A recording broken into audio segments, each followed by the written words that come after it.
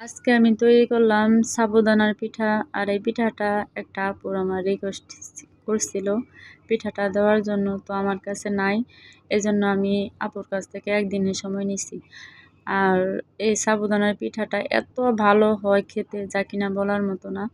আর এই প্রথমে আমি এই সাবুটা ভালো করে সুন্দর করে ধুয়ে, মানে শুকনো থাকতে সাবুদানাটা আমি ধুয়ে নিছি। ধুয়ে নেওয়ার পর সুন্দর করে এটা কিছুক্ষণ ভিজিয়ে নিছি, বলতে অনেকক্ষণই ভিজিয়ে নিছি। নেওয়ার পর সুন্দর করে এটা মানে লবণ দিয়ে সুন্দর করে এটা মিশিয়ে নিতে হবে। আর মিশিয়ে নিয়ে তারপর এটা যত পারবেন সুন্দর করে এটা কষলিয়ে এটা নরম করে নিতে হবে। আর এই পিঠাটা মানে যে কেউ খেতে পারবে, যতই বয়স্ক বা দাঁতের সমস্যা বা দাঁত না থাক তারপরও এই পিঠাটা অনায়াসে খেতে পারবে। আর এত সুন্দর হয় আর এত স্বাদ এই সাবুদানার পিঠাটা, এটা খুবই ভালো লাগে খেতে এই সাবুর পিঠাটা। তো আমি যেদিন প্রথম খাইছি আমার কাছে খুবই ভালো লাগছে, মানে পাঁপড়ের মতো।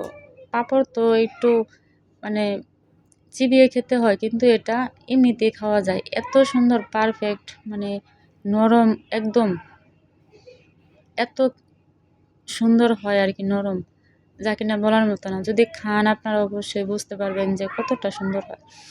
আর সাবুটা যদি দানাটা যদি নতুন হয় তাহলে পিঠাগুলো বেশি সুন্দর হয়, পারফেক্ট হয়। কারণ এটা মানে সবগুলো সম্পূর্ণই গলে যায়। আর যদি মনে করেন যে পুরনো, তাহলে অবশ্যই এটা পাটায় একটা বেটে নিলে ভালো হয় আর কি, যার যার পছন্দ মতো। তো আপনি চাইলে এটার সাথে চালের গুঁড়া ব্যবহার করতে পারেন, কিন্তু আমি আসলে চালের গুঁড়াটা ব্যবহার করি না, যেহেতু এটা শুধু সাবুদানার পিঠা, এই জন্য।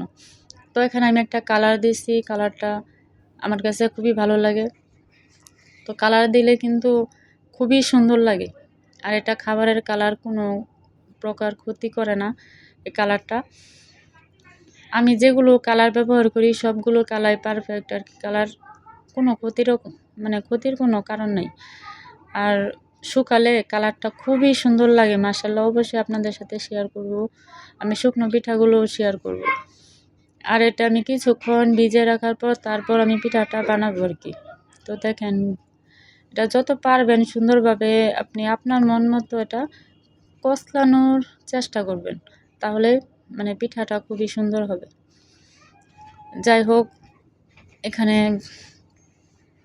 আমি 1 কেজি পরিমাণ সাবু নিছি। আর এখানে আমি কয়েকটা নিছি, মানে কালার কয়েকটা করব এই জন্য। তো দেখেন আমার সাবুটা কিন্তু অনেকটাই গলে গেছে, আমি কিছুক্ষণ পর বানাবো। তো এটা দেখেন একদম কিন্তু একটু একটু দানা রয়ে গেছে, কিন্তু দানাটা কিন্তু পুরোপুরি থাকবে না কি, পুরাপুরি তখন থাকবো না যখন আর কি বানাবো। আর যদিও থাকে তাহলে এটা কোনো সমস্যা হবে না। আর আপনারা চেষ্টা করলে একটু বেটে নিলে ভালো হয় আর কি, যদি না মিশ